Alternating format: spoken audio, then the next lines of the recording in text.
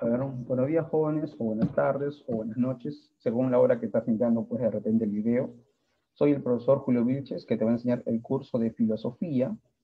Y bueno, pues jovencitos, si nos damos cuenta, estamos ¿no? en un momento terrible, pero eso no implica que tienes que descuidar tus estudios. Y bueno, pues les aconsejo, pues, ¿no? Que estudien mucho, ¿no? Porque el examen, el hecho que se paralizó el mundo, implica que los estudios se paralicen, ¿no? Los exámenes de admisión se siguen desarrollando. Bueno, me toca lo que es aquí, lo que es la segunda semana. En la segunda semana tiene como tema principal filosofía moderna y filosofía contemporánea. Bueno, ¿qué vamos a hablar ¿no? de estas cosas? ¿Cómo va a ser ya, cómo voy a llevar a cabo lo que es la metodología? Te voy a decir primero ideas generales de la pregunta y luego ya las ideas particulares, ¿sí? De frente vayamos. A ver, la pregunta número uno.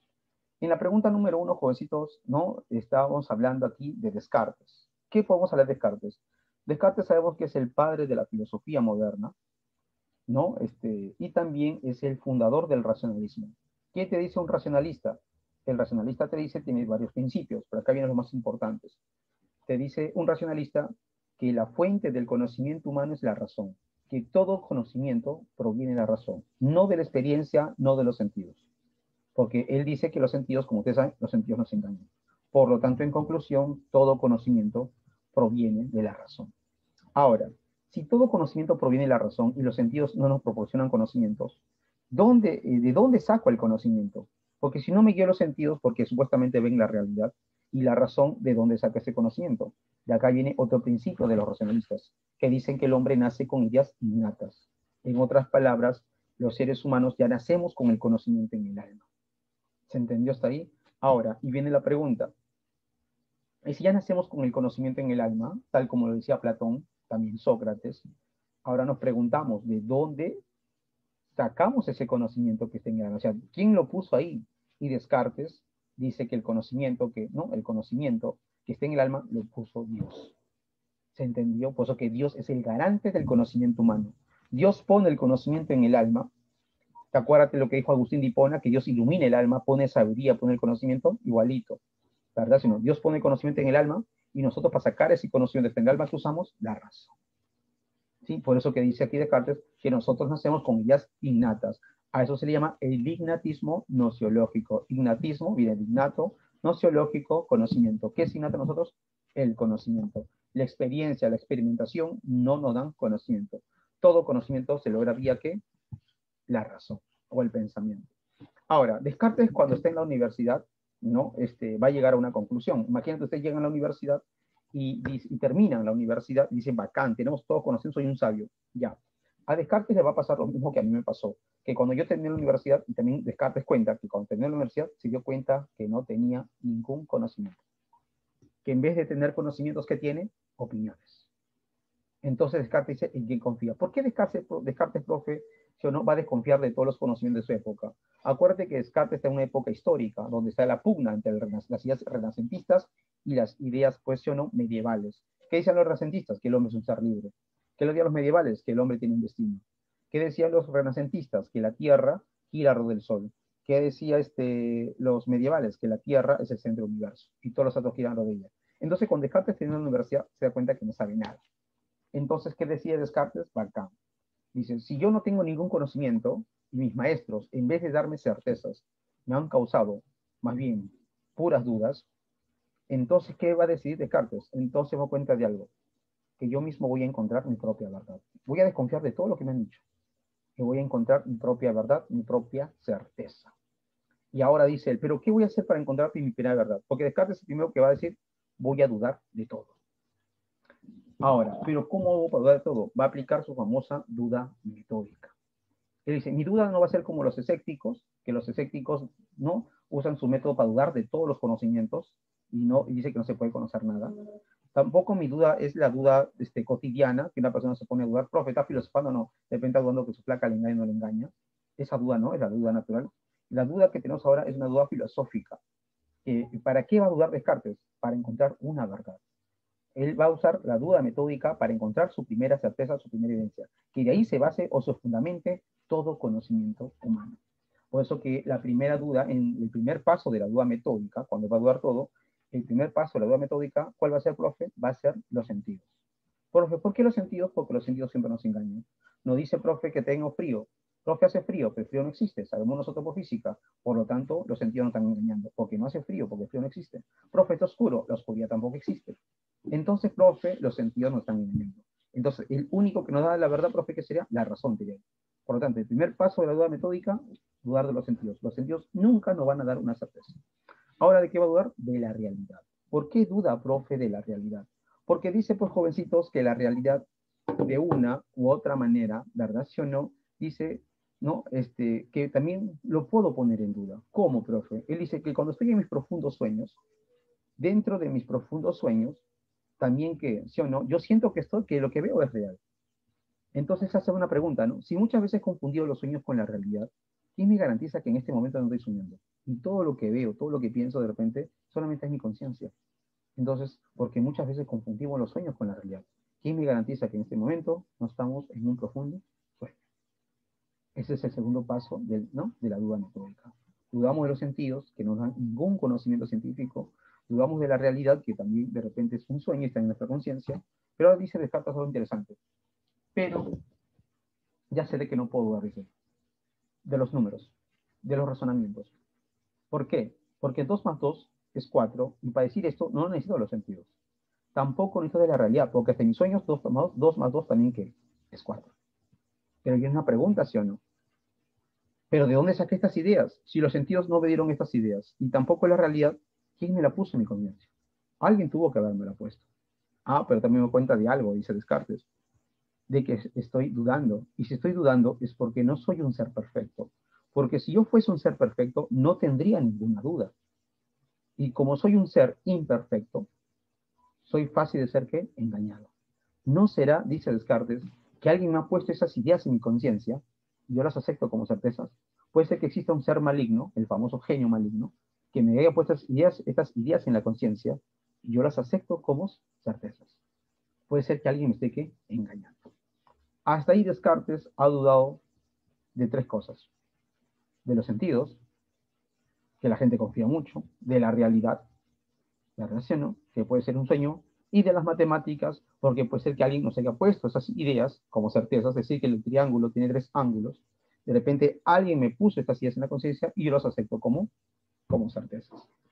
Entonces, hasta ahí Descartes de todo. Pero luego Descartes dice algo interesante. Ah, pero me he dado cuenta de algo, dice.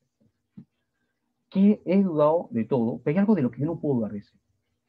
Yo no puedo dudar que en este momento estoy dudando. Y si dudar es lo mismo que pensar, porque cuando dudas piensas, y si estoy dudando es porque estoy pensando.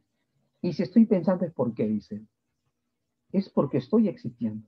Ya me di cuenta de algo, dice Descartes, que primero yo pienso y luego me di cuenta que yo existo. ¿Se entendió? Entonces, Descartes, esta es mi primera verdad, mi primera certeza, porque tú puedes dudar de todo, de tu cuerpo, tu sexualidad, de todo. Es imposible dudar que estás, ¿qué? Dudando. Y si estás dudando es porque estás pensando, y si estás pensando es porque estás existiendo. De ahí viene su frase célebre, primero pienso y luego me doy cuenta que existo. Y cuando dice Descartes que yo existo, ¿qué cosa es? Esta es su primera verdad, su primera certeza, su primera evidencia. Y es por eso que aquí Descartes descubre el cimiento de todas las ciencias. ¿Cuál es tu primera certeza? Lo absoluto, ¿se puede decir? Mi propia existencia. Sobre esto construyo el conocimiento humano. Este es el fundamento, mi primera verdad. Sobre mi primera verdad construyo los demás conocimientos. Y ahora la pregunta es, ¿y cómo él llegó a la conclusión que existe? No con los sentidos, simplemente que llegó a la idea que existe él usando la razón, el pensamiento. Es consciente de su propia existencia. Y tú sabes que él descubre al yo pensante, porque dice, soy una cosa pensante, o también llama la famosa res cogitans. Res significa sustancia y cogitans, pensamiento. Soy una cosa o una sustancia que piensa. Pero soy imperfecta porque dudo, ¿verdad? Y de repente a mí que he errado, hago cosas malas. Pero también tengo un problema, dice él. Y aquí viene su segunda idea. Ojo, y esta idea de su propia existencia es una innata, porque con los sentidos no te das cuenta de tu propia existencia. Para eso tienes que usar el pensamiento. Su primera certeza, entonces, profe, es la existencia de la res cogitans, que es, ¿no? Es una res finita también. Pero también se da cuenta de algo, dice él. Pero si soy una res finita e imperfecta, entonces también debe existir una res infinita y también debe existir una res que perfecta. Porque si soy imperfecto es porque existir lo perfecto. Si soy finito, debe existir lo infinito. Si soy una persona mala que se equivoca, debe existir algo que, bueno. ¿Quién es el único ser que puede ser infinito y perfecto? Y bueno, dice, ya tengo mi otra idea. Tiene que ser Dios. O sea, la primera certeza es mi propia existencia, es, ¿sí o no? Es de mi alma, de mi res cogitans. Luego descubre, profe, que hay otro diferente de él, ¿sí o no? Que es Dios, la res infinita, que sería Dios. Pero luego dice algo interesante, pero tanto Dios y mi alma, mi res cogitans, son seres espirituales. Pero hasta ahorita no tengo la certeza de la realidad, porque puede ser un sueño. Ah, pero me doy cuenta de algo, que en mi mente yo también puedo poner en blanco y hay un espacio. Y si en mi mente hay un espacio, entonces hay una extensión. Y si hay un espacio, debe existir algo que ocupe un lugar en el espacio. Tanto Dios y mi alma no ocupan ningún lugar en el espacio. Y el único que puede ocupar un lugar en el espacio, ¿qué tiene que ser? Lo sabes por física y por química, la materia. Entonces debe ver que la famosa, la res extensa. Hasta ahí Descartes ya descubrió dos cosas, que existe su alma, que existe Dios y existe la materia, que sería la naturaleza o el mundo material. Entonces nos damos cuenta, jovencitos, Descartes, ¿no? Aplicando la duda metódica, llega a su primera verdad, la existencia de sí mismo, luego dice que existe Dios y el mundo. Sobre eso construye todo el conocimiento humano. Entonces, según lo que hemos dicho, vamos a ver y a responder la pregunta número 1. ¿Qué nos dice? En el contexto de la modernidad, Descartes, ¿no? En contra de los escépticos, desarrolló la duda metódica de carácter radical. ¿Por qué? Porque voy a la raíz, al principio. Yo aplico la duda metódica para encontrar mi primera verdad. E hiperbólica porque abarca todo, ¿no? O sea, tú dudas de todo, ¿no? Y en medio de esa duda encuentras una verdad, fundamento de todo. A ver, ¿con la finalidad de qué dice, no? ¿Con qué es la finalidad? Mostrar el cogito en tanto idea ficticia. El cogito es el pensamiento, en tanto idea ficticia. O sea, dime, ¿el pensamiento es una idea ficticia? ¿Tu alma es una idea ficticia? ¿El yo pensando es una idea ficticia? ¿O es una idea innata? Sabemos que esto es una idea innata, ¿no? Mostrar el cogito como idea ficticia, no, falsa, salada. Elaborar ideas claras y distintas que sustituyan las ideas innatas, no, porque las ideas innatas, ¿verdad sí o no? Son las ideas claras y distintas. Acá hay una contradicción. La C, hallar certezas que permitan justificar la filosofía, no. La filosofía es al revés, más bien justifica qué cosa, las certezas, una verdad. Con la filosofía encontramos la verdad, no al revés. Y acá dice descubrir evidencias que permitan fundamentar la ciencia, sí. Eso es la respuesta. Y si no me crees, vamos acá, hay un pequeño esquemita, desarrollo de, ese, ¿no? de esa clave, que dice, ¿no? Ahí está Descartes, ahí está Dios. ¿Dios qué hace, profe? Dios nos proporciona ¿de qué? De ideas innatas. ¿Cuáles son las ideas innatas? Que con la duda metódica hemos llegado a la conclusión que existen, perdón. ¿Sí o no? El yo pensante, la res cogitans, Dios, la res infinita, y el mundo, la materia, la res extensa. Pero para llevar a la certeza de estas ideas que están dentro de mi alma, que aplico la famosa duda metódica. Con la duda metódica llego a estas verdades, que son la base, el fundamento del conocimiento humano. Esta es diferente ¿de quién? Es diferente a la duda natural. ¿Qué es la duda natural? Lo que los seres humanos comunes y corrientes dudamos, pero no estamos filosofando. Otro, la duda que es escéptica. ¿Para qué es la duda escéptica? Para decir que no tenemos o no logramos ningún tipo de qué, de conocimiento. Sabemos entonces nosotros, profe, ¿qué hace la duda metódica? ¿Sí o no? La pregunta es ¿sí o no? El contexto de la modernidad, Descartes, en contra de los escépticos, desarrolló, ¿verdad sí o no?, la duda metódica de carácter radical, hiperbólica, con la finalidad de ¿qué? De descubrir evidencias que permiten fundamentar las ciencias. Ahí está tu respuesta, la D. Ahora vamos a la segunda pregunta. Pregunta número 2. Acá viene otro filósofo llamado John Locke. John Locke, tú sabes que es su contraparte de Descartes, y John Locke es empirista, donde dice que el hombre nace sin ideas, nace tabula rasa, mente en blanco, y la fuente del conocimiento no es la razón, sino es la experiencia. Pero acá, si nos damos cuenta, no te está hablando, o no te va a hablar en esta pregunta, ¿sí o no?, de la nociología. Acá es la llamada filosofía política. Acuérdate que eres el padre del liberalismo. John Locke dice aquí, ¿no? La pregunta número 2, ¿no? Dice, a portas, o sea, a puerta del bicentenario peruano, muchos políticos enarbolan la idea de la nueva constitución. ¿Qué es una constitución? Es un pacto social, ¿ya? Desde el punto de vista del filósofo inglés sería, ¿no? Sería como desarrollar un nuevo pacto social, ¿no? Un nuevo contrato social, en lo que el Estado garantice la libertad y la igualdad de los ciudadanos. A ver aquí, vamos a desarrollar esta pregunta. ¿Qué nos quiere decir con esto? Te digo de frente. Para John Locke, el hombre es por naturaleza racional. ¿Qué nos diferencia a todos los animales? Que somos racionales, somos libres y somos iguales. Y trabajamos, y producto de trabajo tenemos la llamada propiedad privada. Y eso nos pertenece por naturaleza. O sea, por naturaleza somos racionales, libres, iguales y con el derecho a la propiedad. Dice que eso es estado natural. Así va, estábamos en estado natural, no como primitivos. Pero dice que llegó una etapa de la historia, dice en un momento, que hay personas que no respetaban la libertad del otro. Habían personas, ¿verdad, sí o no?, que no respetaban tampoco su propiedad. Y entonces el hombre comenzaba a entrar en estado de guerra. Y como éramos libres, teníamos que pelear para conservar nuestras vidas. Entonces, ¿qué se llama? Bacán. Entonces, como alguien quiere acabar con esta vida natural, es necesario, ¿qué cosa? Crear el Estado. Pero ya, vamos a crear un Estado ¿para qué? Para que surja la sociedad. Va a surgir la sociedad y el Estado, que vamos a crear los seres racionales todos. Ese Estado no es para que nos someta. Ese Estado no es para que nos controle la vida. Ese Estado más bien es para que garantice nuestra libertad, nuestra igualdad, nuestra racionalidad y nuestra propiedad. Y nosotros elegimos al Estado. Nosotros somos los soberanos que vamos a elegir a nuestros representantes. Y este Estado, para que no sea tirano, no sea dictador, ¿verdad sí o no?, va a tener que dividirse en tres poderes, equilibrarlo. Ejecutivo, legislativo, él le llama también federativo, si quieres en la actualidad llamamos el judicial, para que haga ¿no?, equilibrio de poderes. Pero el soberano es el pueblo. Nosotros escogemos a nuestros gobernantes dentro del Estado. ¿Y qué pasaría, profe, si los representantes del Estado no quieren de repente, sí o no, garantizar nuestra libertad, nuestra igualdad, ¿verdad, sí o no?, y proteger la sociedad de los seres humanos?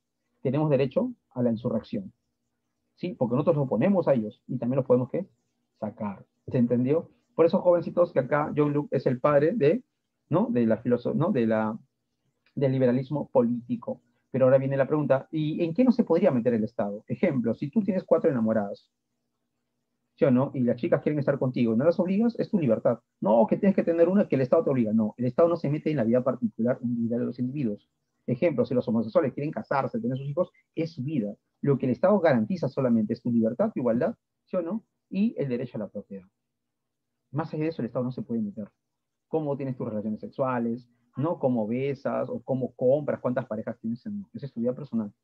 Es por eso, jovencitos, aquí John Locke, de una u otra manera, permite o propone justamente, ¿sí o no?, que este Estado, que todos los seres humanos nos reunimos, ¿verdad, sí o no?, para crear este Estado y formar un nuevo pacto, un nuevo contrato social.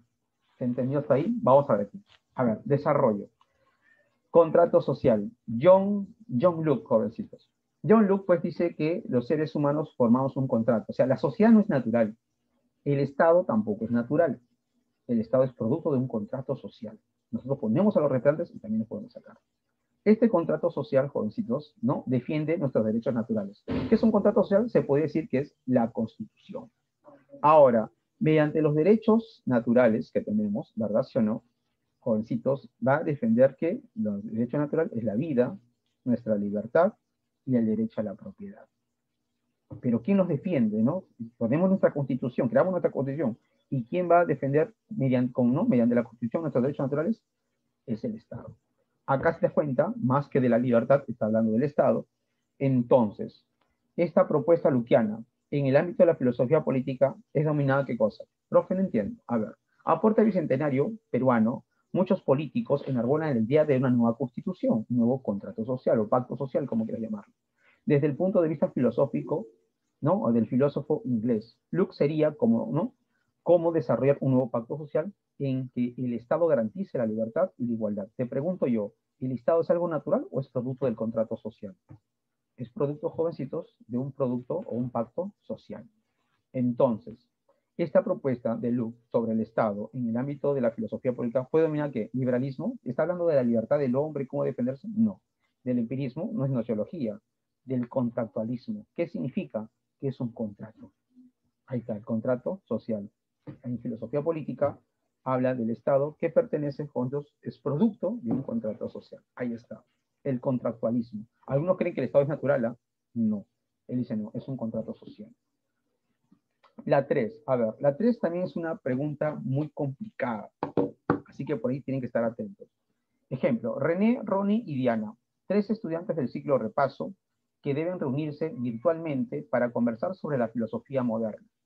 A ver, René acá hace, se puede decir, hace el papel de René Descartes. Johnny hace el papel de John Locke. Y Diana va a hacer el papel de Hume. A ver, ¿cuál es la característica de estos filósofos? Acá se nos cuenta, vamos a ver lo que proponen cada uno de estos estudiantes del ciclo repaso. Decían reunirse virtualmente para conversar de filosofía. El primero afirma que para encender una cera, ¿no? Observa cómo esta va cambiando de cualidades, pero nunca deja de tener una extensión. ¿Qué significa esto? Que acá René, ¿no? René, que hace el papel de René Descartes, Descartes lo dice, ¿cómo llegó a la conclusión? Dice, de que existe la res extensa. Él dice que yo agarro una cera, puede ser una vela, la enciendo, puede cambiar sus cualidades. De sólida se puede volver líquida, de fría se puede volver caliente. Dice, yo puedo cambiar todas sus cualidades, pero hay algo que se mantiene. ¿Cuál es? Su extensión. Eso nunca va a cambiar. Pero, entonces, ¿cómo llegó a la conclusión que hay una extensión? Mediante el pensamiento. O sea, las cualidades que te dan los sentidos, esas no son reales. Lo frío, el calor, la textura, el olor, esas cualidades se pueden ir cuando tú transformas esa materia. Pero hay algo que queda, que sería la extensión, que sería pues lo material. Entonces, pero ¿cómo llega a esta conclusión René Descartes? Llega pues jovencito, ¿sí o no? Mediante el pensamiento. Ahora, por su parte, John Locke, o Johnny, sostiene que al comer una manzana, capta las cualidades. Ejemplo, si comemos una manzana, captamos lo rojo, lo dulce, lo suave, la fragancia. Pero desconoce el sustrato sobre la que descansa esas cualidades. Ejemplo, nosotros sabemos que lo rojo no existe, ¿verdad? Lo rojo es una percepción humana. Ejemplo, nosotros los seres humanos vemos a la manzana roja. Te apuesto que un perro la ve de repente negro, otro animal lo ve plomo, otro animal lo ve blanco a la manzana. Entonces la manzana, el color de la manzana rojo, no está en la manzana, es una percepción, es una cualidad. Lo suave es una percepción. El olor, una percepción. El sabor también es una percepción. Entonces son cualidades subjetivas, que ustedes ya lo saben. Pero dice, pero en medio de esas cualidades, dice, de esta manzana, que lo rojo no le hace ser manzana, lo dulce no le hace ser manzana, el sabor tampoco le hace ser manzana. Entonces, en medio de esas cualidades, hay algo que a esta manzana le hace ser lo que es. Le llama el sustrato. Que en medio de esas cualidades hay algo que a la manzana es ser manzana, que le hace diferente de repente al membrillo, ¿no? De repente a un durazno. Hay algo. Entonces le preguntamos a John Locke, ya, John Locke, va acá. Nosotros con los sentidos captamos cualidades o percibimos cualidades que están en nuestra mente. Pero tú dices que en medio de esas cualidades, ¿sí o no? Hay algo que lo hace manzana, que le llamas el sustrato. Pero dime, ¿tú has visto el sustrato? No, nunca he visto el sustrato. Dime, entonces, ¿qué cosa es? Bueno, a esta sustancia, ¿sí o no? Yo le llamo el famoso no sé qué. Dice, yo no sé qué es, pero hay algo que la manzana le hace diferente a otros entes. Algo así de repente como en tu casa, dice, ¿no? Cada hermano o cada miembro de la familia tiene su esencia, que lo hace ser lo que es. En medio de sus cualidades, de repente color de piel, tamaño, ¿verdad? ¿Sí o no? De repente su cabello, lo que sea. En medio de esas cualidades hay algo que lo hace ser lo que es él, que lo identifica como tal. Y en medio de esas cualidades hay su esencia. Pero tú puedes ver su esencia, no. Tú sabes por el pensamiento que hay algo que lo hace ser que lo que es. Lo que dice John Locke, bueno, yo no sé qué es, y él llama el famoso el no sé qué. Pero está ahí, él se Descartes, perdón, John Locke dice que existe. Ahora, si Johnny, ¿no? Dice esto, que, ¿no? Pero desconoce el sustrato sobre la que descansan las cualidades, ahora viene Diana, ¿sí? Si Diana asumiera la postura filosófica de Hume, ¿qué dice Hume? A ver, si para Descartes se puede conocer la res extensa con el pensamiento, que en ver cuál es el pensamiento. Para Locke dice, bueno, yo no conozco el sustrato, pero yo intuyo que está ahí. Ahora, ¿qué diría Diana, que es hincha de Hume? Te voy a decir el pensamiento de Hume. Hume, jovencitos, es escéptico. ¿Qué es un escéptico? Dice que no se puede conocer la realidad. Si para Descartes se puede conocer la realidad mediante la razón, y para Locke, mediante, pues o no, la experiencia, para Hume la realidad no se puede conocer. Es incognoscible, cosa que es escéptico. Ahora, ¿pero qué puedo decir de la realidad? Nada. De ahí que también es agnóstico. Él no puede ni afirmar ni negar la existencia de la realidad. Entonces le preguntamos a Hume, entonces, ¿qué podemos conocer? Para Hume dice, lo único que podemos conocer nosotros son nuestras percepciones. ¿Y qué son nuestras percepciones? Ejemplo, lo que percibimos, profe, la noche hace frío, pero el frío no existe, es una percepción humana. Eso podemos conocer. Profe, está oscuro en la noche, y la oscuridad no existe, es una percepción. ¿Se entendió? Profe, la manzana está dulce, la manzana no está dulce, es una percepción. La manzana es roja, lo rojo no está en la manzana, es nuestra percepción, ¿se entendió? Y Hume en el siglo, ¿no?, XIX es consciente de estas cosas, o perdón, en el siglo XVIII, es consciente de estas cosas. Por lo tanto, en conclusión, ¿qué dice Hume por aquí, jovencitos? Yo lo que puedo hablar es qué cosa, de lo que percibo. Más allá de mis percepciones, yo no puedo conocer nada más. Ahora viene la pregunta, ¿sí o no? ¿Y qué opinas de Luke? Acá Hume le va a criticar a Luke. Oye, Luke, si tú eres empirista como yo, porque Hume es empirista, que solamente conocemos lo que percibimos mediante nuestras experiencias, le pregunta, oye, Luke, tú dices que conocemos cualidades, color, olor, hasta ahí te atraco, que eso es lo que podemos conocer. Pero tú me dices que en medio de esas cualidades hay una sustancia, ¿sí o no? Sí. Dime, si tú dices que en medio de esas cualidades hay una sustancia, de que le llamas tú sustrato, ¿verdad, sí o no? Entonces dime, ¿no? ¿Dónde está ese sustrato? ¿Cómo es esa sustancia? Bueno, yo te digo que es un no sé qué. Ya. Si no sabes qué es, entonces, ¿para qué habla de esa sustancia, ese sustrato? Mejor no digas nada. Lo que no ves, lo que no percibes, mejor no digas nada. ¿Se entendió hasta ahí? ¿De qué puedo hablar? De lo que percibimos. Después de eso, nada se puede decir. Es por eso, jovencitos, que acá desarrollamos esa idea, ¿no? De Diana, que es hincha de Hume, dice por aquí. ¿Qué nos dice Hume? Mira, acá está lo que dice Hume. Todas nuestras ideas o percepciones, ¿no?, más endebles son copias de nuestras impresiones, ¿no?, o percepciones. Él dice que las percepciones se dividen en dos, unas llamadas ideas y otras llamadas impresiones. Las impresiones son las inmediatas, como ustedes saben. Ejemplo, ahorita ven que mi pared es blanca, ¿sí? Bueno, de repente la pantalla se ve plomo, pero es blanca, ¿sí? Lo que tú ves ahorita no es tu idea, es tu impresión. ¿Qué significa, profe, impresión? Que tú lo vives, oh, profe, pero yo lo veo, profe, que es blanco. Sí, esa es nuestra impresión. Porque otro animal viene y lo ve otro color, te lo aseguro. Entonces, esa es nuestra impresión. Es una percepción que llama impresión. Luego apagas tu computadora, apagas tu celular, o apagas tu tablet, o tu laptop, luego te echas y comienzas a pensar en la clase. Y dices, oye, la pared del profesor era blanca. Lo que tú estás hablando ahí ya no es de tu impresión, ya es de tu idea. ¿Y qué es una idea? La idea es el recuerdo de la impresión. Pruebas una manzana en este momento, oye, está dulce, ya, esa es tu impresión. Pero luego de 2 horas que ya te comiste la manzana, piensas, oye, qué rica toda esa manzana. Ya, esa es tu idea. ¿Qué es la idea? Es el recuerdo de la impresión. Por eso que para Hume hay ideas con impresión, y esas son las que podemos decir que conocemos. ¿Sí? Ideas con impresión. Pero también hay ideas sin impresión, que nunca hemos visto, pero nosotros decimos que existen. Pero ¿sabes por qué? Por costumbre. Pero que no tenemos ninguna impresión de ellas. ¿Cuál sería? La idea de Dios, alma y sustancias. Nunca hemos visto a Dios. O si alguien ha visto a Dios, me pasa la voz cómo es, cómo lo ha percibido. Nadie ha visto a Dios. El alma tampoco, las sustancias tampoco. Entonces, para Hume, estas ideas son productos de la costumbre. Por lo tanto, es pura metafísica. ¿Y qué propone? ¿Qué es esta metafísica? Meta, más allá. Física, naturaleza. Lo que está más a lo físico, yo lo rechazo como conocimiento. ¿Qué podemos conocer? Lo que percibimos. Yo percibo impresiones e ideas. Nada más. Después lo demás son ideas productos de la costumbre. Si no percibo, no es conocimiento. Ahora, y si Diana es hincha de Hume, acá René te dice que en medio de esas cualidades de la cera, ¿verdad? Van cambiando sus cualidades, color, olor, sabor, lo que tú quieras, pero nunca la extensión, ¿verdad, sí o no? Por su parte, John Luke, sostiene que al comer, ¿no?, una manzana capta sus cualidades, color, olor, sabor, pero desconoce el sustrato que descansa en las cualidades, que las hace ser manzana. Si Diana sostuviera la postura filosófica de Hume, ¿qué afirmaría? Eso te lo dije, ¿sí o no? Profe, que René y Johnny se equivocan por las mismas razones. No. Ellos tienen diferentes razones para creer en la extensión y para creer en el sustrato. Ahora, ¿René se equivoca y Johnny acierta en todo? No. René se equivoca y también Johnny. La sustancia carece de la impresión, más no de idea. Sí, esta es la clave.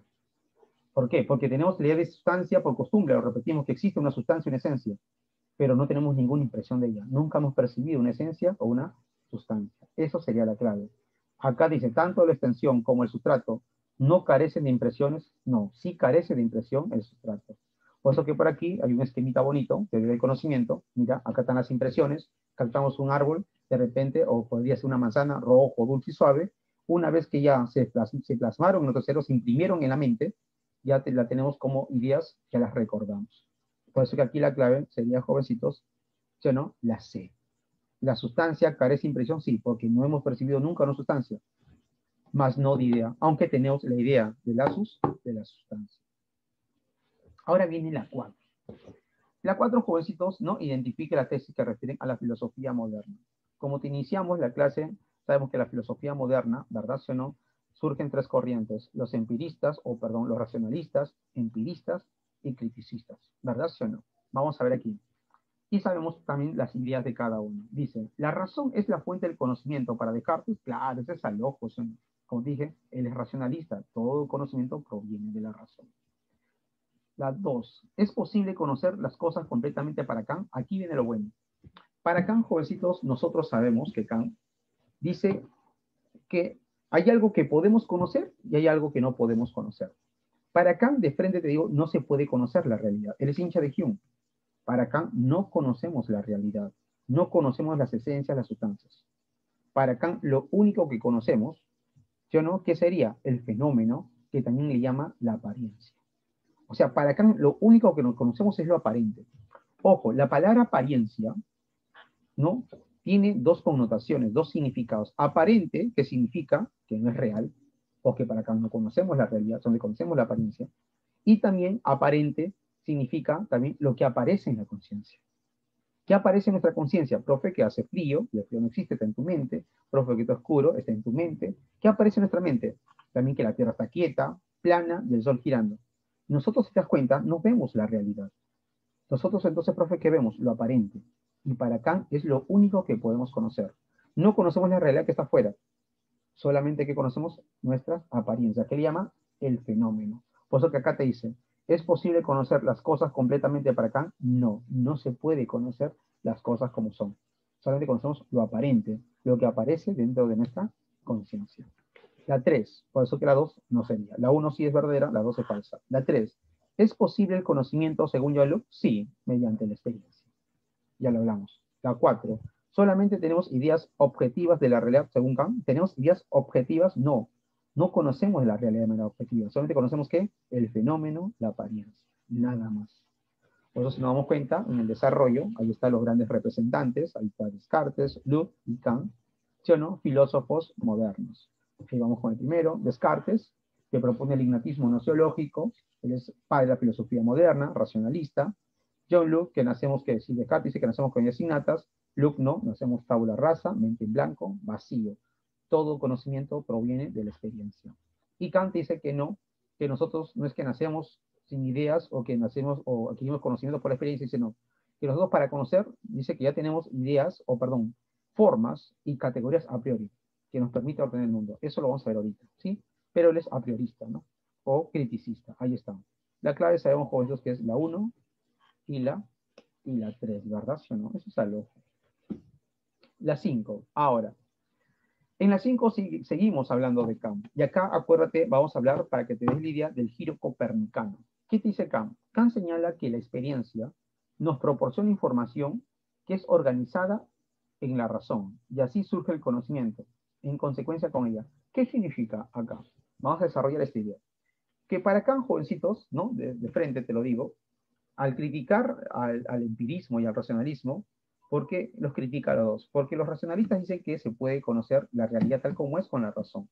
Los empiristas que se puede conocer las cualidades objetivas y subjetivas y se puede incluir la existencia de sustrato, pero mediante la experiencia. Ahí están las dos contrapartes. Uno dice que todo conocimiento es producto de la razón y otro que todo conocimiento es producto de la experiencia. ¿Qué dice Kant? No.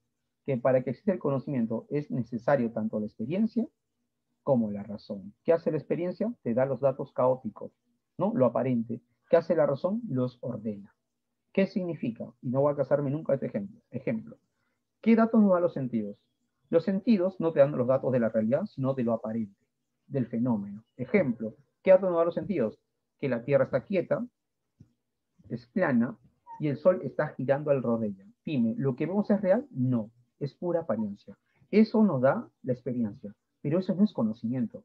Pero ¿cuál es lo bonito? Que la experiencia ya inició el conocimiento. ¿Por qué? Porque ya nos dio los datos. Caóticos, pero nos dio. Pero no es conocimiento. Inició el conocimiento. Ahora, ¿quién viene? La razón. ¿Y qué hace la razón? A esos datos caóticos los va a ordenar. ¿Se entendió? Por eso que hace luego Copérnico, Giordano Bruno, Galileo, profe, a la Tierra, no lo pone que en el centro, sino ve que la Tierra gira alrededor de quién? Del Sol. Como te digo, con los sentidos nunca hemos visto nosotros que la Tierra gira al Sol. Ese conocimiento es producto de la razón. ¿Qué hizo la razón? De los datos caóticos los ordenó. Por eso que Kant tiene una frase célebre: el mundo no tiene orden, ¿sí? Somos nosotros que ordenamos, ¿qué? El mundo. Pero cuando habla mundo, habla de qué? De lo que está en la conciencia. ¿Se entendió hasta ahí? Y con las categorías y formas a priori, ordenamos el mundo. O sea, para que esté el conocimiento es necesario tanto la experiencia como la razón. La experiencia sola, te diría, es caótica, no nos da conocimientos. Seríamos como los animales, que no poseen conocimientos o teorías científicas. Y si nos basamos en la razón nada más, sin ningún dato empírico, sería vacía, no habría nada en esta mente. Entonces, por eso que Kant dice algo interesante, de que su obra se llama Crítica a la razón pura. ¿Por qué? Porque en la obra Crítica a la razón pura va a analizar a la razón. ¿Y qué hace? Dice, ahí va a criticar a los racionalistas. Dice, ¿qué hacen los racionalistas? Como no dogmáticos. Cree que con la razón lo pueden conocer todo. Dice, no, la razón solamente puede conocer de los datos que le da la experiencia. La razón no puede ir más allá de los datos que empíricos. O sea, la razón de qué puedo hablar, de lo que te da la experiencia. Esto me da la experiencia, lo ordeno y eso es conocimiento científico. Pero ¿cuál es el problema? Dice de la razón. Que la razón a veces se va más allá, ¿sí o no?, de la experiencia. Y profe crea ideas sin ningún dato empírico. Ejemplo, Dios, alma y sustancias.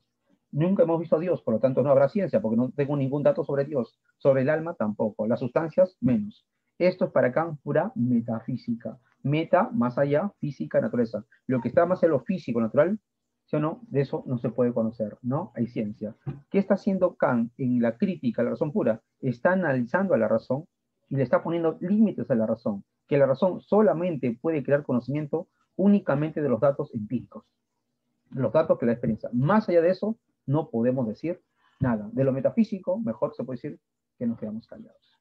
Es por eso que este filósofo le dice acá, ¿no? Kant señala que la experiencia nos proporciona información que es organizada por la razón, que así surge el conocimiento, como lo dije hace un momento, ¿no? Ahí está. Kant dice que el conocimiento comienza con los sentidos, pero no es conocimiento.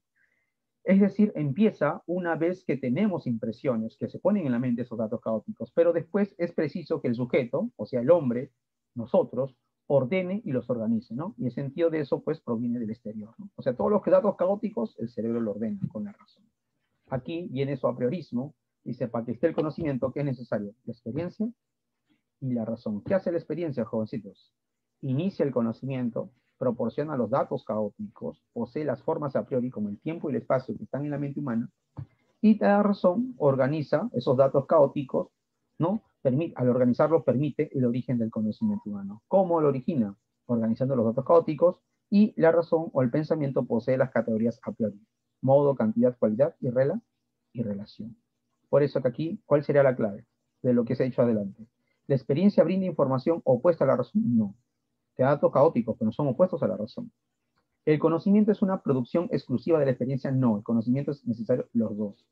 La razón puede ofrecer saberes que trascienden los sentidos, o sea, la razón puede ir más allá de los sentidos, te acabo de decir, la razón está limitada por los sentidos, no puede ir más allá porque ya no sería conocimiento científico.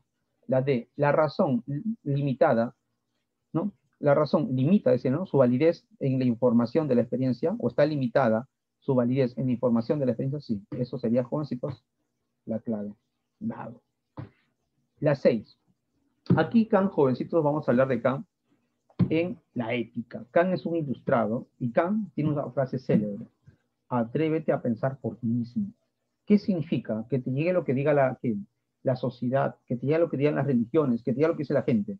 ¿Quién es tu único guía? Es la razón. Por eso que Kant, él define al hombre como un ser racional y un ser libre. Acuérdate que es un ilustrado.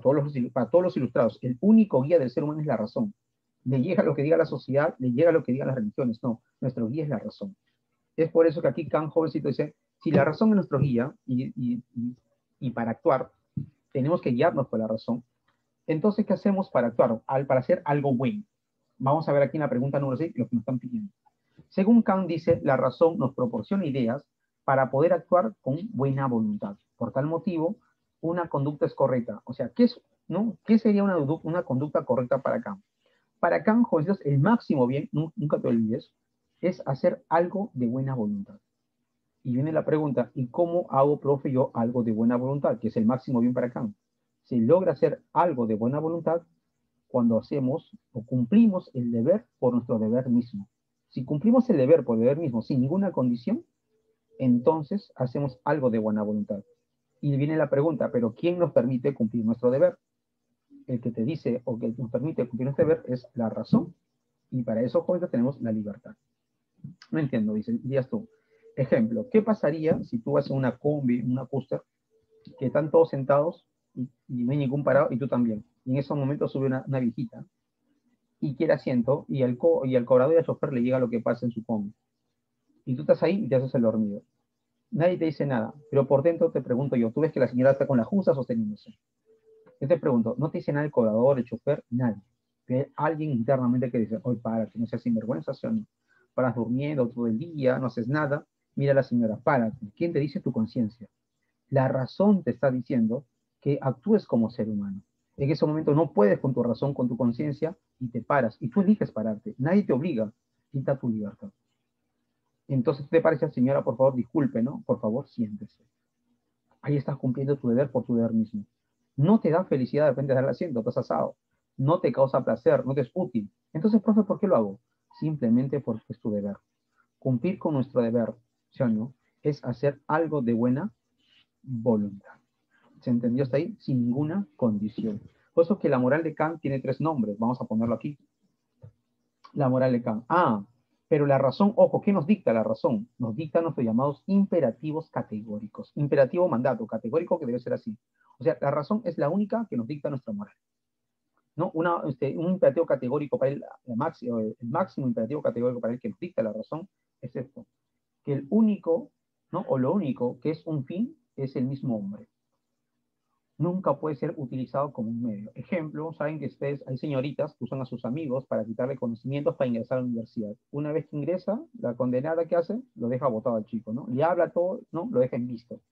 ¿Qué hizo? Usó a este ser humano como un medio, pero no fue un fin, o sea, no lo quería como ser humano.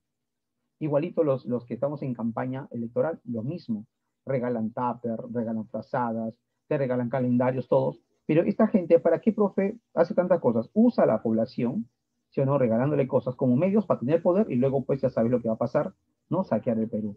O sea, no ve a los seres humanos como un fin, ¿verdad? Sino para mejorarlos. Simplemente va con medios para que ellos puedan satisfacer pues de repente o poder resolver sus problemas o intereses económicos. Es por eso nos damos cuenta, jóvenes, ese es el imperativo categórico. ¿Qué tenemos? Dignidad.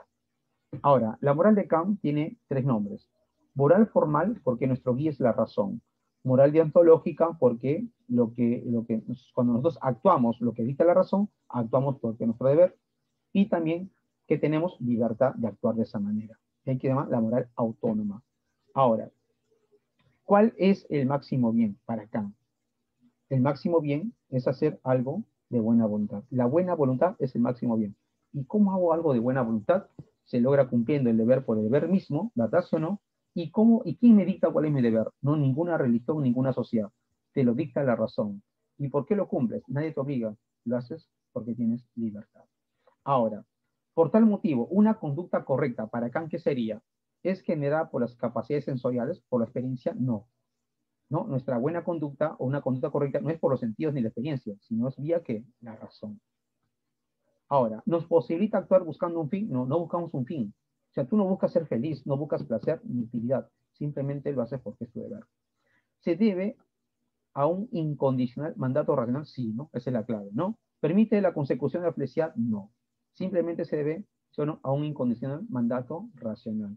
Si ves que una persona, sin ninguna condición, si ves que una persona, ¿no?, está peligrando su vida y se la está llevando el río, y tú la puedes salvar sin que peligre tu vida, por más que venga toda la sociedad a decirte no la salves, tu razón te dice sálvala y te avientas y la salvas. Profe, lo haces sin ningún fin. No te da felicidad, no te da placer, ¿verdad? Si no, ni mucho menos que es útil. Simplemente sabes que lo haces porque es tu deber. ¿Y quién te lo dicta? Tu razón. Eso es Kant. La clave por esos jovencitos es casa. Ahora, las 7. En las 7, jovencitos, vamos a hablar de Hegel. Acá vamos a hablar de la historia. Para Hegel, jovencitos, los seres humanos, ¿no?, nos mueve un espíritu, ¿no? ¿Verdad, sí o no? Y ese espíritu, o el espíritu humano, ¿qué busca el espíritu humano? Dice que a lo largo de la historia, ¿qué hemos buscado? Ejemplo, lo que fueron sometidos los esclavos. Ellos lucharon para buscar ¿qué cosa? Los campesinos con los burgueses, cuando se dio la Revolución Francesa, ¿qué se buscó? Los que fueron sometidos por Hitler, por Stalin, ¿qué buscaban ellos? Nosotros en nuestra independencia, ¿qué buscábamos? Nuestra libertad. Dice que en el proceso de la evolución del hombre, dice Hegel, a lo largo de la historia, dice que el ser humano que va a encontrar, vamos en busca de qué? De nuestra libertad. Y dice Hegel que en Alemania, en el gobierno prusiano, dice que ya se llegó a la libertad. ¿Y cuando llegamos a una libertad? Cuando hay un Estado que te representa. Este Estado surge de manera natural, ¿sí o no? Y este Estado va a garantizar, como decía John Locke, va a garantizar nuestra libertad y nuestra propiedad privada. Ojo, este Estado, si nos damos cuenta, jovencitos, es el que tiene la soberanía. A diferencia de Locke, que dice que el soberano es el pueblo, que es decir, no, el soberano es el Estado. ¿Por qué? Porque él es el representante de todos los seres racionales. Y el Estado va a garantizar tu libertad, tu racionalidad y tu propiedad. ¿Qué pasaría si estamos en plena cuarentena? Hay gente que hace fiesta COVID, hay gente que hace de repente va a jugar su pelota, gente que va de repente si no hace cualquier cosa, menos, pues jóvenes cuidarse en la cuarentena. ¿Qué propone la gente? Que venga el Estado, mano fuerte. No que mi derecho me llegan tus derechos, porque lo más importante es la sociedad. Obedece las leyes, porque la razón que te dice que si sales puedes contagiar a tu familia, a otros amigos, y mucha gente puede morir por tu culpa. Por lo tanto, cumple con tu deber. No quieres cumplir, yo te obligo como Estado. ¿Se entendió? Es por eso que para Hegel dice de una otra manera que primero somos espíritus subjetivos, los individuos, dice que el espíritu tiene tres fases. El espíritu subjetivo, donde están los individuos racionales, nosotros, los sujetos pensantes. Pero no vivimos solos, sino con otros sujetos. Ahora viene el espíritu objetivo, que sería la sociedad. Y esta sociedad, para poder organizarse, ¿qué usa? El Estado. El Estado es producto de la razón humana que va a defender nuestros derechos. Y más allá de esta razón, de esta idea, de este espíritu objetivo, viene el espíritu absoluto, que es el arte, la religión y la filosofía. Pero acá vamos a hablar del espíritu objetivo, que surge de los sujetos, que con el uso de la razón surge el Estado. Y el Estado es el soberano que se impone con sus leyes, que nos permite, ¿sí o no?, de repente tener deberes y también tener que nuestros derechos. Ahora, ejemplo, profe. Vamos a ver aquí. Mira, a ver. El Estado, según Hegel, el Estado en general es el reino de la libertad. El Estado tiene que garantizar nuestra libertad. ¿Se entendió? Pero libertad no significa que vas a hacer lo que tú quieras. No. ¿Se entendió hasta ahí o no? Va a garantizar tu libertad siempre y cuando defiendas las leyes, cumplas las leyes. Ya que en cada, ¿no? Por eso que dice, ¿qué es el hombre libre? El que obedece las leyes. Si todos obedecíamos la Constitución, jovencitos, seríamos libres. Pero como hay gente que no razona, no piensa, entonces le gusta el palo, ¿verdad? Ya que en él, cada cual, al cumplir su deber, es consciente del fin que persigue y de las leyes que prescribe, ¿no? Si todos razonamos, sabemos que la Constitución nos sirve como sociedad para organizarnos. Ahora, ¿qué más? Acá nos dice, ¿no? El espíritu subjetivo. Te dije que hay un espíritu subjetivo, que son los individuos racionales, que se reúnen para crear el espíritu, y ahí surge el espíritu objetivo, y se reúnen para surgir, ¿qué? Para dar origen al Estado. Este Estado garantiza dos cosas, la libertad y la propiedad privada. Ahora, ¿qué dice acá? Hegel concibe que el Estado es objetiva, ¿no? Es una idea objetiva, dice ahí, de la subjetividad del hombre por alcanzar la libertad. ¿Qué significa? Que los sujetos van a crear un Estado objetivo real, ¿verdad? ¿No? ¿Para qué? Para alcanzar nuestra libertad. Es por eso que el Estado busca concretizar tal situación. O sea, para Hegel, el Estado defiende nuestra racionalidad y defiende nuestra libertad. En consecuencia, te dice, los hombres no necesitan del Estado, ¿no? Para ser libres, falsazo, ¿verdad? Falsazo. La libertad nunca será realizada, falso, porque según Hegel, en Alemania ya se logra esa libertad. ¿El hombre goza de la libertad gracias al Estado? Sí, este es verdadero. ¿La naturaleza impide un Estado libre? No, el Estado para él es algo natural que tiene que surgir. Ahí está, la clave, casa. La 8. En la 8 vamos a hablar, ya estamos en filosofía contemporánea. Ahí está, en contemporánea está Marx, Nietzsche y Comte, ¿no? Hay otros más, pero son los más importantes. Vamos a hablar de Marx. Aquí Marx está en plena primera y segunda revolución industrial, donde el Estado capitalista, él lo describe con el Estado, la sociedad capitalista lo define como un sistema, ¿no?, económico de explotación, donde toda la riqueza, ¿no?, que producida por los trabajadores se lo lleva una clase social, que dice la burguesía. Por eso que dice que las sociedades están divididas en clases sociales. En la sociedad capitalista están los burgueses y los trabajadores. ¿Qué hace el trabajador? Se somete al burgués. Es explotado, ¿verdad sí o no? No le da estudios, buena salud, buena educación, simplemente es una mano de obra barata. Entonces, ¿qué hace el trabajador? El trabajador produce bastante riqueza, por ejemplo, hace los edificios, en una fábrica de pantalones, produce un montón de pantalones, pero toda su producción no le pertenece. Se lo agarra el burgués. Solamente le paga un sueldo miserable, mísero, y él se queda con todas las mercancías. ¿Qué va a pasar? El trabajador inconscientemente no le gusta eso. Él se siente explotado. En el trabajo se siente ¿qué? Se siente un animal, se siente una bestia, se siente un burro. Por eso que tu viejo cuando llega a trabajar, muchos que no son obreros que dicen, he trabajado como burro, he trabajado como animal, he trabajado como bestia. Como dice Engels, el hombre se convirtió en hombre gracias al trabajo que tiene su obra, la transformación de mono a hombre gracias al trabajo. Si el trabajo nos humanizó, ahora en la sociedad capitalista, ¿qué está haciendo el trabajo? Nos está deshumanizando, porque ahora el hombre no le gusta trabajar y en el trabajo se siente un animal, se siente una bestia de carga. Y cuando se comporta como animal se siente humano. Ejemplo, cuando de repente, si o no, come rico, que dice, oye, esto es vida. Está durmiendo rico todo el día, esto es vida. Está teniendo sexo, esto es vida. O sea, cuando tiene las actividades del animal, se siente humano. Y cuando trabaja y desarrolla todas sus potencialidades, se siente un animal. Entonces, esa es una sociedad enajenada, donde el hombre ha perdido, ¿qué cosa? Su ser, su esencia. Ya se siente o cosa, ya se siente, ¿qué? Un objeto. Por eso que Carlos Marx va a criticar justamente esta sociedad, ¿sí o no?, que está enajenada, donde el hombre está perdiendo su humanidad. Por eso que Carlos Marx propone una revolución para acabar con la enajenación del ser humano. Por eso que Marx dice que hay 3 tipos o 4 tipos de enajenaciones. La primera enajenación, ¿verdad? Que el dueño, el empresario, le quita su producto al trabajador. No le paga lo que es, entonces se siente explotado. No le pertenece su mercancía. Tú produces de repente un edificio grande, un departamento, y regresas de repente a tu casa alquilada, o en tu cerrito, o en tu casa de repente chiquita, y dices, oye, pero si yo producí ese edificio bonito, pero yo no vivo ahí, él produce para otros. Entonces se siente que alienado, profe enajenado. Ese, su producto le es ajeno a él. Esa es una de las primeras alienaciones. Otra alienación es que él vende su fuerza de trabajo como mercancía. Él ofrece su producto y le pagan una miseria. Dicen, quédate 12 horas y se queda. ¿Por qué? Porque es una mercancía, es un objeto, ¿no? Es un objeto de trabajo. No, en el trabajo ya no lo ven como un animal, perdón, como un ser humano, sino lo ven como objeto, como cosa. O sea, la fuerza de trabajo es una mercancía más para el hombre. Por eso que varios modelos económicos del capitalismo nos llaman ¿qué? Nos llaman recursos, ¿no? Recursos. O también nos llaman, ¿no? Capital humano, o sea, somos capital, no somos humanos, ¿no? Capital, primero es capital, después somos humanos. Somos cosas, objetos que nos pueden comprar. Otro también, que todo lo que producimos, ¿verdad? Tiene más valor que nosotros. Ejemplo, el ser humano ha producido un celular. ¿Y cuál es el problema? Que el celular vale más que nuestras vidas. ¿Cuánta gente mata por un celular? Profe, porque lo que ha creado el hombre, yo no, profe, las cosas materiales tienen más valor que la vida humana. Igualito un carro, igualito por plata, por una herencia, etc. El mundo material, jóvenes, tiene más valor que la vida humana en la actualidad. Eso ha creado el sistema capitalista. Y por último, que toda la sociedad está alienada. Es por eso que aquí vamos a poner de frente desarrollo. Acá están las enajenaciones, tú lo haces por tu cuenta. Está la de Hegel, estudias por tu cuenta, de Feuerbach y de Marx. Son diferentes tipos de enajenaciones, ¿sí? Ahora, ahí está Marx. Tipos de enajenación según Marx, ¿no? Ahí está la alienación o enajenación del producto, que tu producto que te pertenece te lo quitan porque se lo queda el burgués. Alienación de la actividad productiva.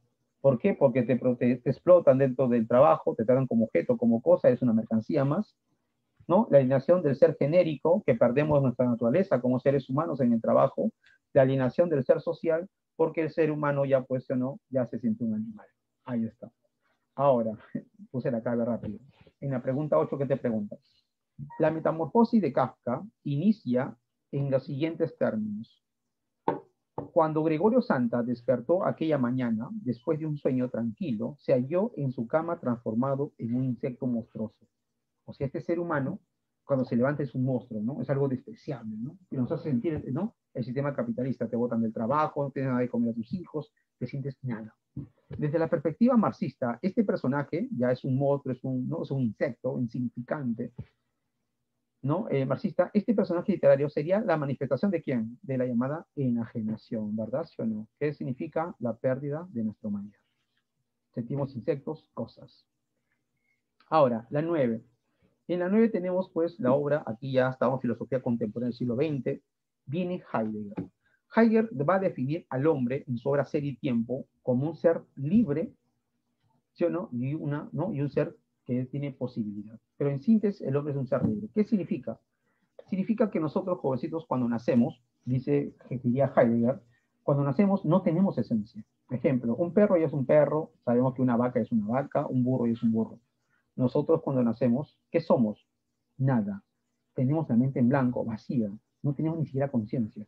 Nosotros en el proceso de nuestro mundo, de nuestra de repente, ¿no? De nuestra historia de repente, o de nuestra vida, desarrollo de nuestra vida, vamos a crear nosotros nuestra esencia. De ahí que una frase célebre de Sartre, que también lo alaba mucho aquí Heidegger, que la esencia, o perdón, la existencia precede la esencia. El hombre primero existe, primero no somos nada, pero existimos, luego construimos nuestra esencia.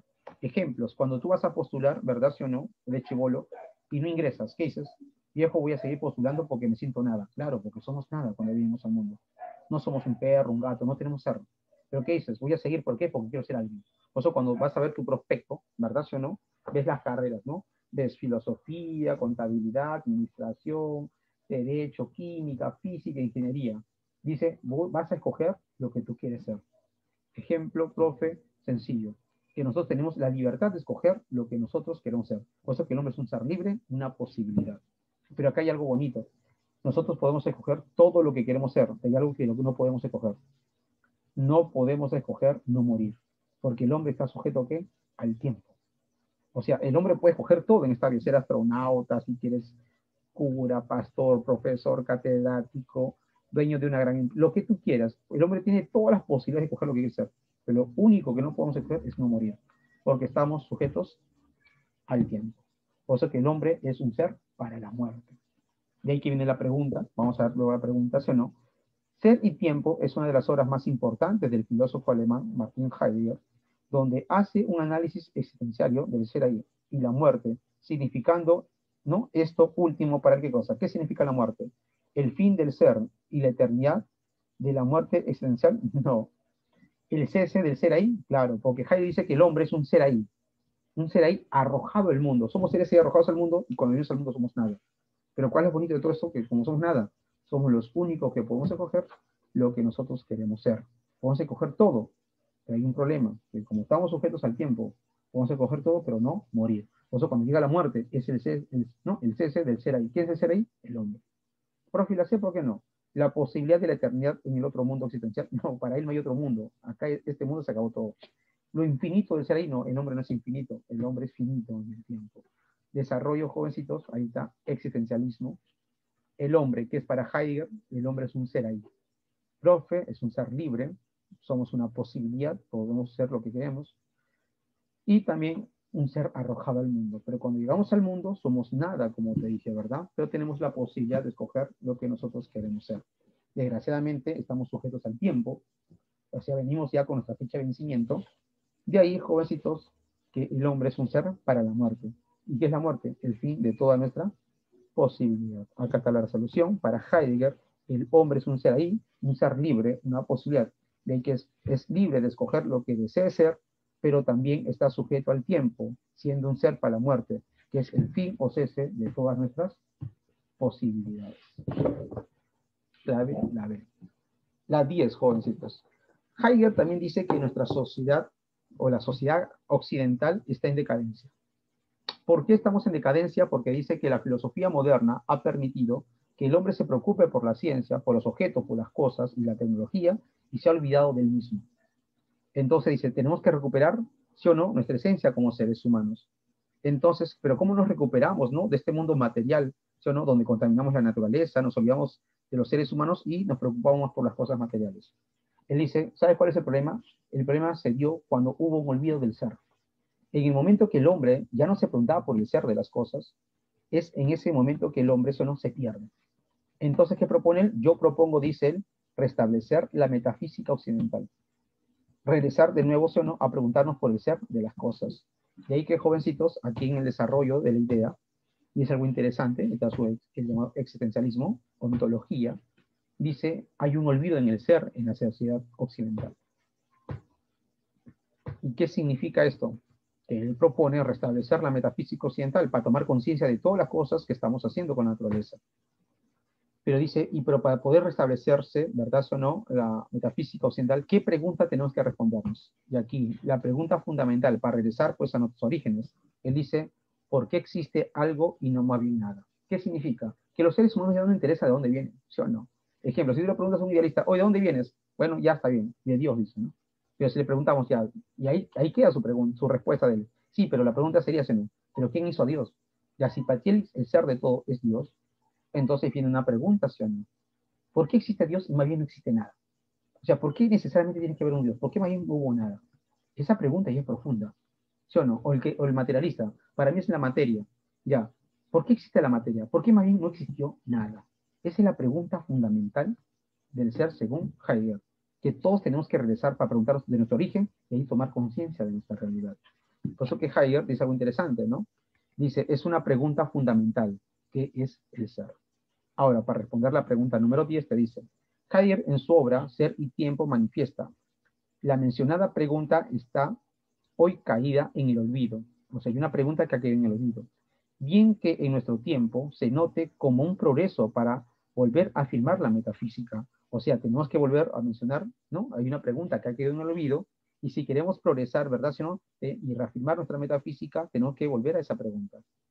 ¿A qué pregunta hace referencia el filósofo mencionado? Hace mención a esta pregunta, hace referencia a esta. ¿Qué es el ser ahí, el ente y el ser? Esta es la pregunta fundamental. Aquí ya lo tenemos la respuesta. Otra, ¿cuál es el sentido del ser ahí y del tiempo? Tampoco. ¿Qué es el ser? ¿Es la pregunta filosófica fundamental? Sí. Este jovencito sería la clave. ¿Verdad, sí o no? Para Martin Heidegger, en la actualidad, el hombre ha caído en el olvido del ser. De ahí que propone restablecer la metafísica occidental, siendo la pregunta fundamental ¿qué es el ser? La 11, Nietzsche. Hablemos de Nietzsche. Para Nietzsche, jovencito, tú sabes que él propone rechazar la cultura occidental, su religión, su filosofía, por ser metafísica y la religión por degradar la vida. Y él dice que aquí en la cultura occidental hay dos tipos de espíritus, dos tipos de seres humanos. Los apolíneos, que son racionales, mesurados, tranquilos, y también se puede decir mediocres. Esos son los que poseen el espíritu apolíneo y son la moral del siervo. Son los que buscan la igualdad, son los que aman lo metafísico, no creen en este mundo, no creen en la vacuna, no creen en el COVID, ¿sí o no? Ellos aman el otro mundo y desprecian el mundo material. Valoran lo metafísico, no hacen su voluntad, sino hacen la voluntad de otros. Y también, jovencito, si nos damos cuenta, ¿verdad sí o no? Él le llama el rebaño. Dice que estos seres inferiores, dice Nietzsche, de una u otra manera, ¿verdad sí o no? Es el hombre. Este hombre degradante del siglo XIX, dice él, ¿sí o no? De una u otra manera desprecia al ser superior. Si cuando ve a alguien que es distinto, un ser excepcional, lo desprecia. Dice, oye, ¿tú te crees mejor que nosotros? No, sí. ¿Sabes qué? Sé humilde, sé sencillo, baja a su nivel. Y Nietzsche analiza y dice, pero ¿por qué esta persona mediocre, conformista, que agacha la cabeza, mesurado, le dice al ser superior, al hombre superior, que sea humilde, sencillo? Porque sabe que no lo puede alcanzar. Y entonces, ¿qué pasa con el ser humano? Lo degrada. En cambio, el espíritu dionisiaco, el otro, que es la moral del siervo, ama las jerarquías, acepta la realidad, acepta la muerte, acepta que no hay otro mundo, que este mundo es todo. Esta moral que le llama la moral del Señor, los seres superiores, ¿verdad? Son los que transmutan los valores. ¿Transmutar qué significa? Ya no valora lo metafísico, valora esta vida, valora este mundo, hace su voluntad. Ese es el llamado superhombre. Por eso que acá ponemos de frente, desarrollo de esta pregunta, el voluntarismo. Hay dos tipos de moral, la moral jovencitos, del siervo y la moral del Señor. ¿Cómo es el siervo, profe? El siervo busca la igualdad, resentido ante los superiores, valora lo metafísico, otro mundo, y desprecia este mundo y hace la voluntad de otros. Especie inferior le llaman Nietzsche. Mientras que el Señor no, ama las jerarquías, invierte los valores, hace una inversión de los valores, ya no valora de arriba, sino este mundo, valora la vida y hace su voluntad. Esta especie superior se llama el superhombre, que los seres humanos lo desprecian, ¿no? Y por eso que aquí para Nietzsche hay dos tipos de seres humanos, para él le llama, ¿no?, la especie inferior, que son los hombres inferiores, llamándolos rebaño, que valoran más lo metafísico, lo trascendental del otro mundo y desprecian la existencia de este mundo. Pregunta 11 dice, Nietzsche manifiesta la especie inferior, rebaño, masa, sociedad, ¿no?, olvida la modestia y exagera sus necesidades de valores cósmicos y metafísicos, que valora los valores de otro mundo y desprecia su mundo. Por ese proceso se vulgariza este hombre, su existencia entera, ¿no? Profe, ayuna, ¿sí o no? Esta persona no quiere tener sexo, o sea, se vuelve un vulgar, dice, ¿no? O sea, que no valora la vida.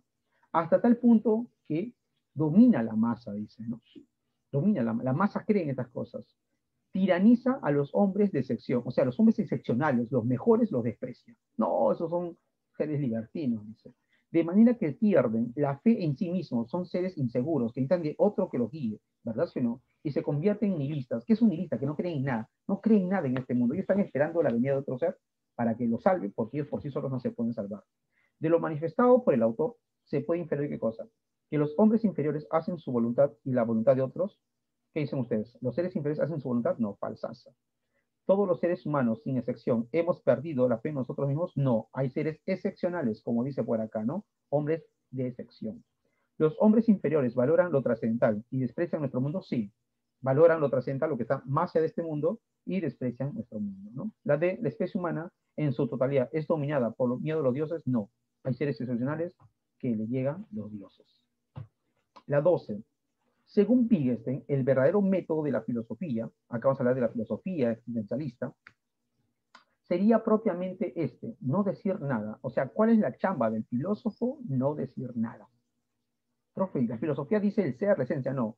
Cuando habla de ser, esencia, está diciendo nada. Sino aquello que se puede decir, es decir, las proposiciones de la ciencia natural. O sea, ¿cuál es la chamba del filósofo? Es, jovencitos, su verdadero método no es decir nada del mundo, sino esclarecer nuestro lenguaje. ¿Qué es lo que se puede decir y qué es lo que no se puede decir? Y según Wittgenstein, lo que la filosofía determina, qué es científico y qué no es científico. Nada más. Lo científico son los enunciados, las llamadas proposiciones, que son verificables, que yo puedo verificar en el mundo. Y lo que no puedo verificar y hablo, no, eso es lo metafísico. De lo metafísico nada se puede decir. Por eso que la filosofía de qué habla? Esencia, ser, felicidad, Dios, sustancias. ¿Has visto, puedes verificar la existencia del ser, la esencia, la sustancia, la conciencia? No. Sobre estas cosas, mejor no hay que decir nada. Dice, algo pues que no tiene nada que ver con la filosofía, o sea, las ciencias naturales, las ciencias, no tienen nada que ver con la filosofía, dice. Y siempre que alguien quisiera decir algo de carácter metafísico, que está más allá de lo natural, de lo científico, demostrarle que no ha dado significado a ciertos signos en sus proposiciones. Si alguien te habla del ser, dime dónde está el ser, quiero verificar su existencia. No, que es una pregunta filosófica, no, estás hablando sin sentido. Por eso que para Wittgenstein, los problemas filosóficos no se resuelven, sino se disuelven. Lo único que podemos hablar es de lo científico.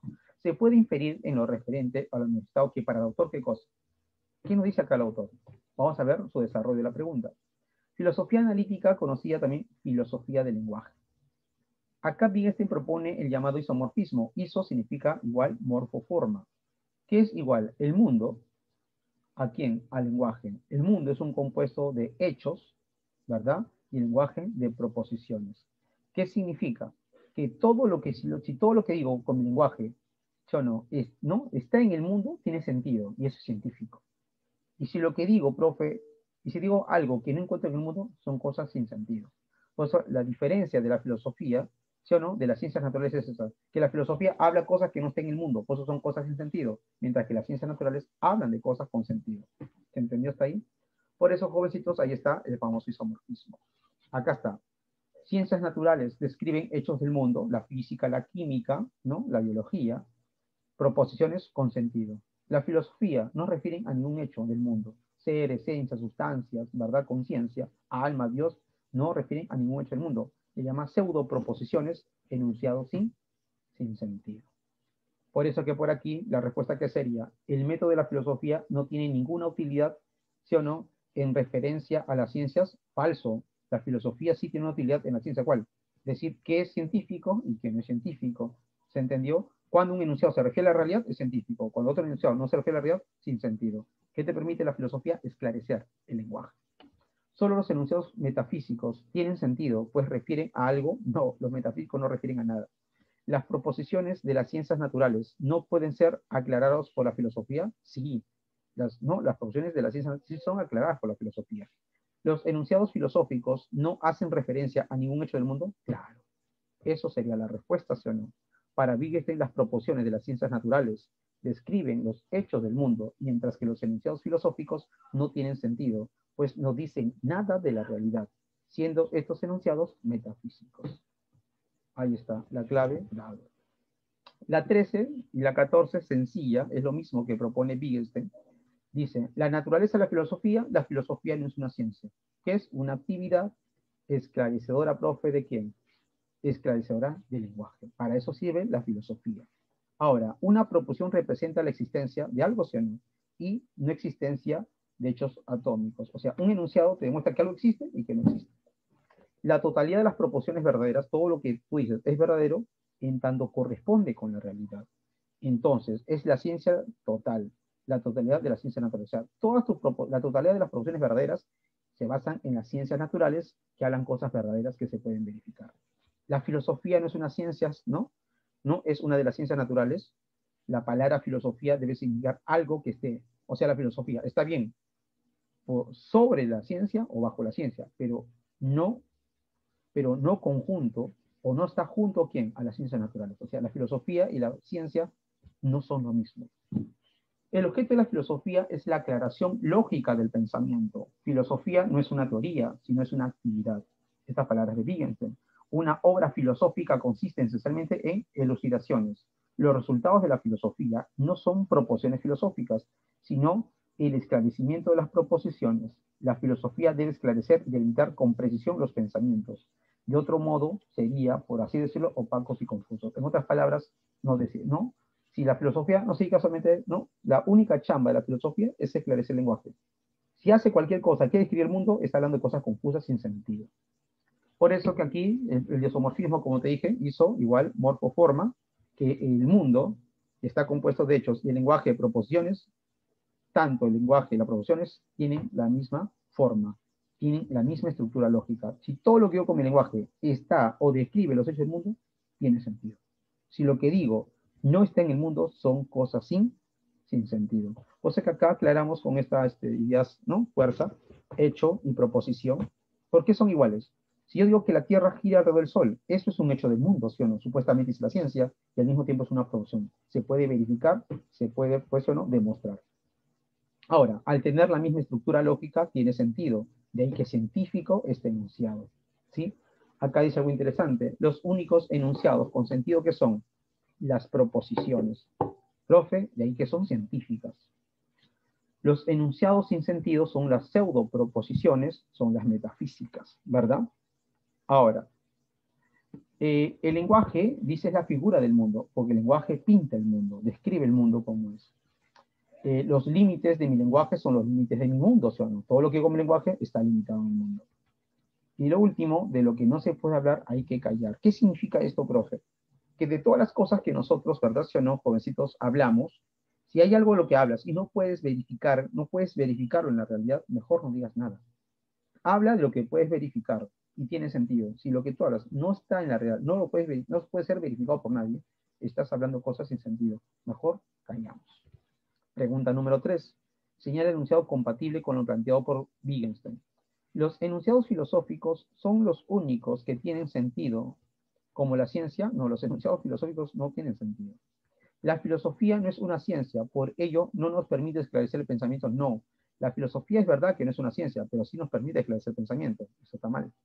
Los resultados de la filosofía no son proposiciones filosóficas, sino científicas falsas.